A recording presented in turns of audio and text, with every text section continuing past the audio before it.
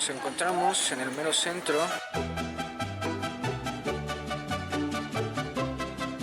Luces que no pertenecen a este cielo, una anomalía magnética que desafía la biología y que, según sus habitantes, prolonga la vida. Cuevas selladas con secretos coloniales y altares tallados en una roca que se resiste a desaparecer. Culturas milenarias que defienden sus raíces a plena vista. Esta es la historia que la montaña intenta ocultar.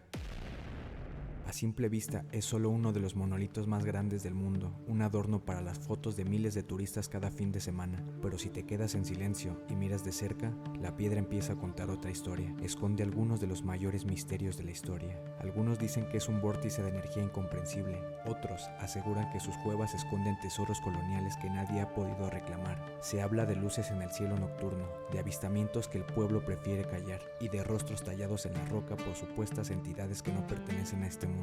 Pero antes de los extraterrestres y los mitos, las culturas antiguas ya sabían que era esto realmente. Para los guerreros del semidesierto, esto no era una atracción turística, era el pilar que sostenía el cielo, un altar de sacrificio, resistencia y purificación.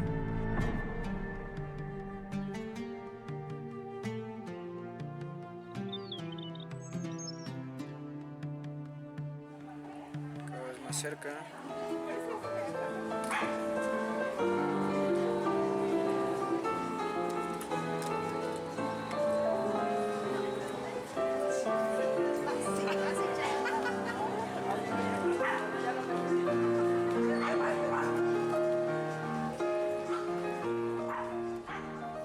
Muchos piensan que están escalando una simple montaña, pero están equivocados.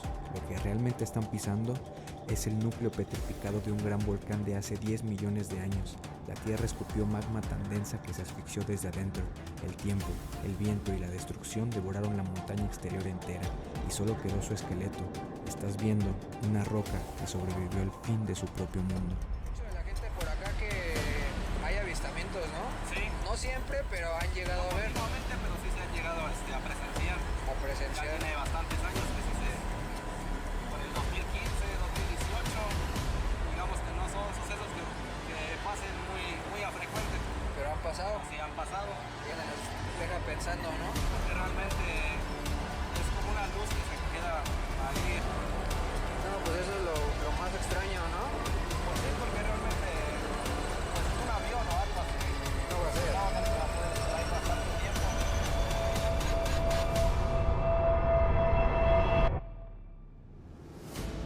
¿Qué será? Podrá ser de dónde viene, ¿A qué vendrán? ¿Vendrán? y por qué. ¿Y por qué?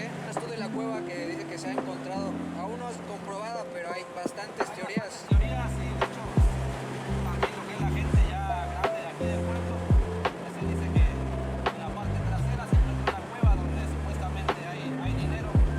Pero también está de que si le encuentran y entras, que ya no puedes salir, ya no encuentras la salida.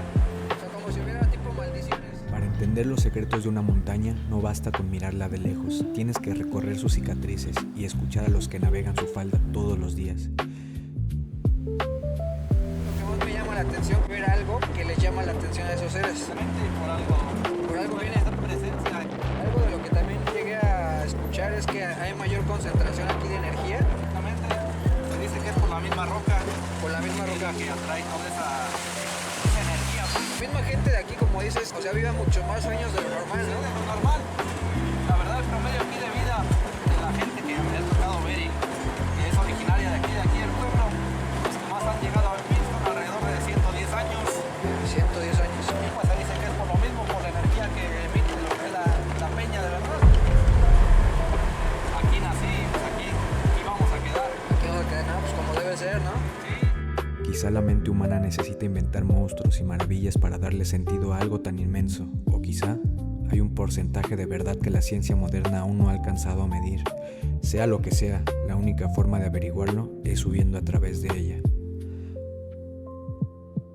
La historia oficial nos dice que este pueblo fue conquistado, pero lo que el turismo comercial no cuenta es que este monolito fue el epicentro de la guerra más sangrienta contra el Imperio Español. Estuvimos hablando con gente que vive de estos lados y hay todavía varios misterios por desentrañar. Detrás de los tours y la fachada colonial se esconde la estrategia de los guerreros chichimecas que humillaron al imperio más grande de su tiempo. Es hora de hablar de la verdadera resistencia.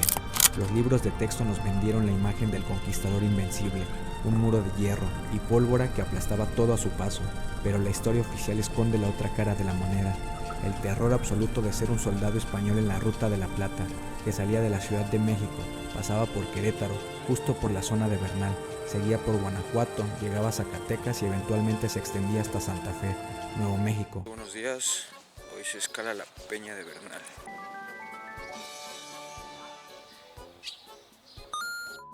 Para la edad moderna, Peña de Bernal puede parecer un reto físico o simplemente un paisaje bonito, pero para los chichimecas o otomís precolombinos es más que eso, es una antena espiritual que conecta el cielo con el inframundo. Aquí no hubo una conquista, hubo una carnicería. En este semidesierto, el imperio que aterrorizó al mundo descubrió lo que significa sangrar de rodillas. La guerra chichimeca, la pesadilla que desangró al imperio español durante 40 años. El imperio que aplastó a los aztecas en meses se estrelló contra un muro de piedra en el semidesierto. También hay algo que no se suele ver mucho en los periódicos ni se comenta, es que hay una batalla silenciosa por el poder del monolito. Una de las maravillas del mundo, entonces sigamos explorando a ver qué más encontramos por ahí o qué más nos cuentan. Peña de Bernal, símbolo de resistencia. Los chichimecas te contaron que fueron conquistados, eran el desierto mismo, letales, nómadas y absolutamente indomables. La corona española tardó décadas sangrientas en entender que a estos guerreros no los iban a someter con acero, así que trajeron otra arma, la cruz y el fuego de la Inquisición. El mandato era claro, borrar cualquier rastro de los dioses antiguos o arder con ellos. Pero los guerreros de la corona hicieron algo mucho más inteligente que morir en la hoguera, evolucionaron. Para poner los hechos sobre la mesa, estamos hablando del año 1550, el imperio español acababa de devorar a los aztecas y venía sediento por la plata del norte, pero al llegar a esta región, la maquinaria europea se fracturó, se toparon con la gran chichimeca. Las crónicas de la época los llamaban bárbaros, pero en realidad eran los estrategas perfectos del semidesierto, tribus nómadas, pamés y otomíes, que no construían palacios de cristal porque su fortaleza era la tierra misma. Eran fantasmas de piedra y polvo, no peleaban en filas ordenadas para que los europeos los masacraran. Ejecutaban una guerra psicológica y de desgaste, te cazaban desde las grietas, usaban el veneno del desierto y desaparecían en las sombras de este monolito antes de que pudieran desenfundar el acero.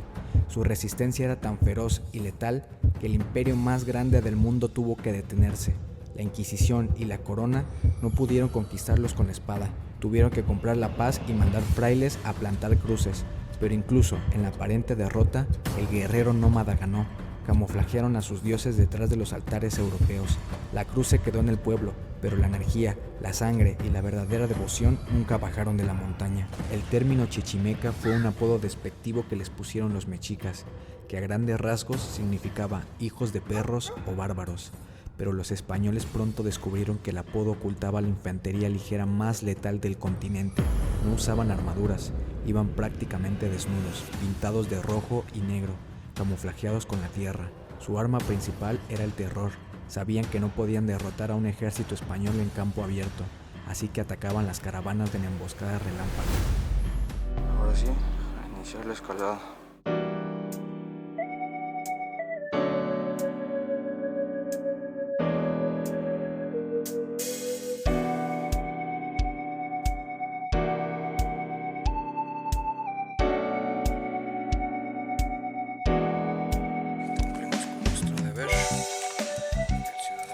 Dejaban a los soldados españoles mutilados a propósito en los caminos. No era sadismo al azar, era una táctica calculada para quebrar la moral del enemigo antes de que siquiera llegaran al semidesierto.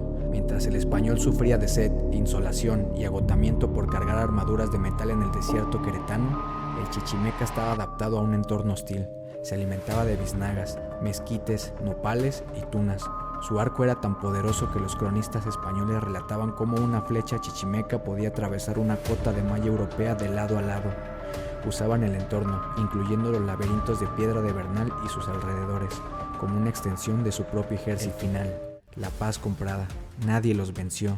Lo más crudo y fascinante de esta guerra es que España nunca le ganó militarmente. Después de 40 años de estar perdiendo plata, soldados y armas, el virreinato tuvo que tragarse su orgullo. Cambiaron la estrategia militar por la paz por compra. Básicamente, el imperio global tuvo que sentarse a negociar, ofreciéndoles tierras, ropa, comida y autonomía a cambio de que dejaran de atacar las rutas. ¿Cómo era entrar al terreno de los chichimecas? Imagina esto. Estás a miles de kilómetros lejos de tu hogar, cargando 20 kilos de acero bajo el sol abrasador del semidesierto. Estás rodeado de cañones y peñascos y sabes perfectamente que te están observando.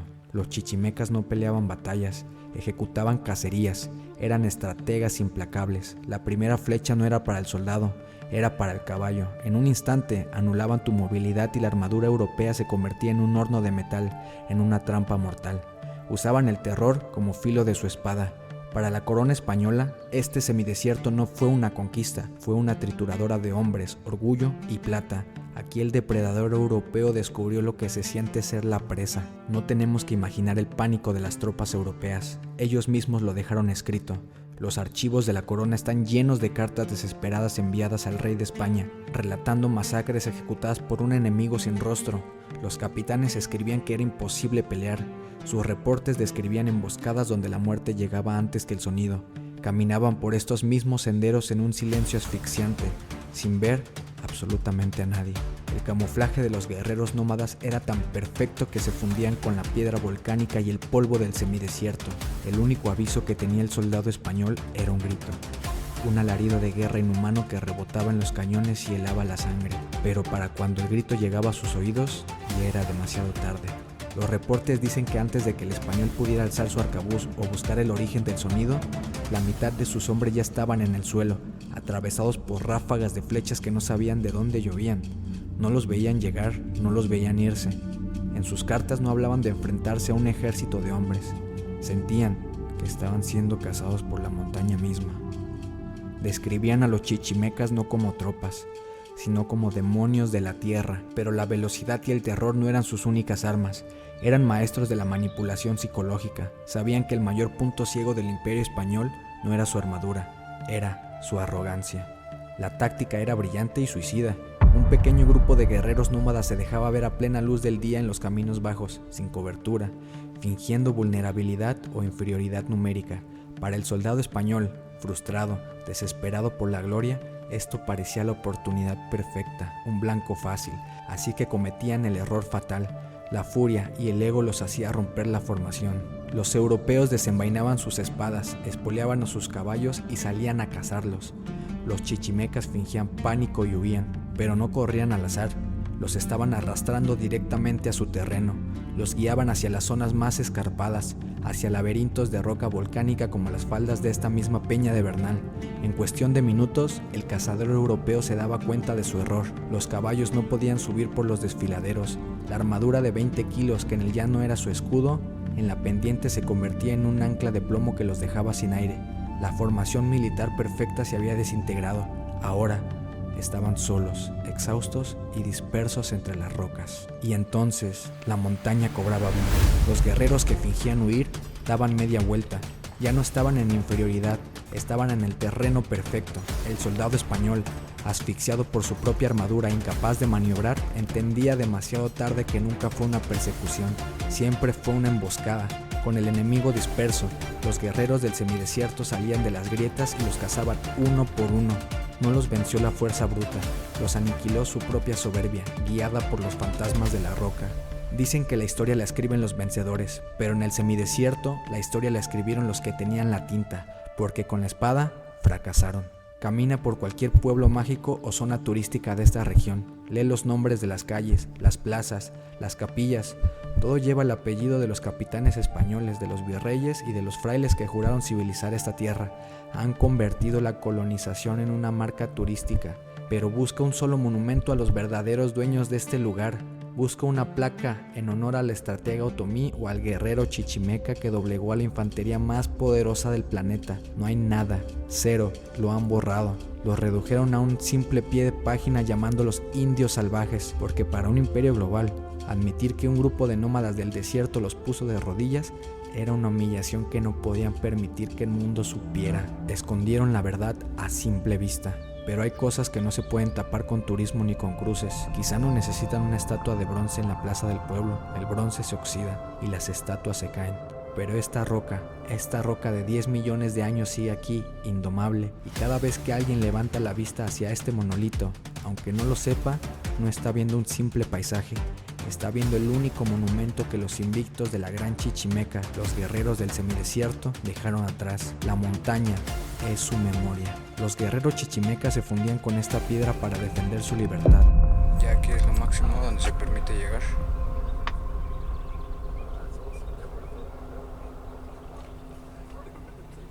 Trae recuerdos, trae ciclos que se negaban a cerrarse, y para honrar esa memoria, para dejar que esa esencia se forje de nuevo con la tierra y el viento, tienes que ganarte el derecho de estar en la cima, tienes que sudarlo.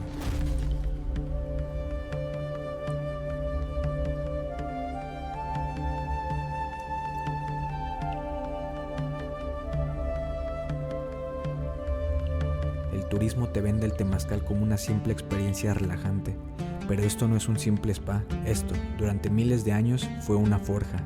Aquí entraban los guerreros otomís y chichimecas a limpiar el trauma de la batalla. Aquí entraban a curarse, a nacer y a morir. La Inquisición española le tuvo pánico a esta oscuridad. Destruyeron los temazcales, persiguieron a las curanderas y prohibieron el sudor, porque no podían entender un templo donde no había oro ni cruces, solo calor y piedra y cantos. Pero el conocimiento sobrevivió al imperio, sobrevivió en la clandestinidad, escondido en los patios traseros, resguardado por mujeres y chamanes que se negaron a apagar el fuego. Sobrevivió para que hoy, siglos después, podamos seguir entrando a esta misma oscuridad a hacer nuestra propia minería de la tragedia. Entras con la mente saturada, con el veneno del estrés, el duelo y de la ciudad, y dejas que la temperatura y la falta de aire quiebren tu ego. Sudar es rezar con el cuerpo, y cuando la puerta por fin se abre y vuelves a respirar el aire frío de la madrugada, no eres la misma persona que entró. El monolito se quedó con las cenizas, pero el temazcal te devuelve a la vida. Allá arriba, en las grietas de este monolito de 10 millones de años, se quedó la historia de los guerreros invictos, el eco de la Ruta de la Plata, y también una parte de mí. Entender que el dolor y la pérdida no están ahí para destruirte, sino para forjarte. Vine a esta roca buscando un altar natural para soltar un peso, para aceptar que los ciclos se cierran, que la vida sigue su curso y que lo que más amamos eventualmente vuelve a la tierra. Algo que me llama mucho la atención igual son las prácticas milenarias, como por ejemplo el temazcal, que a pesar de los años aún se mantienen vivas. El vacío no siempre es malo, a veces es el espacio que necesitas para construir lo que sigue. Las cicatrices más profundas no siempre son las que hacen más ruido. Camina sobre la tierra de los invictos, los guerreros del semidesierto, los chichimecas. Es un documental de Adonai Beck.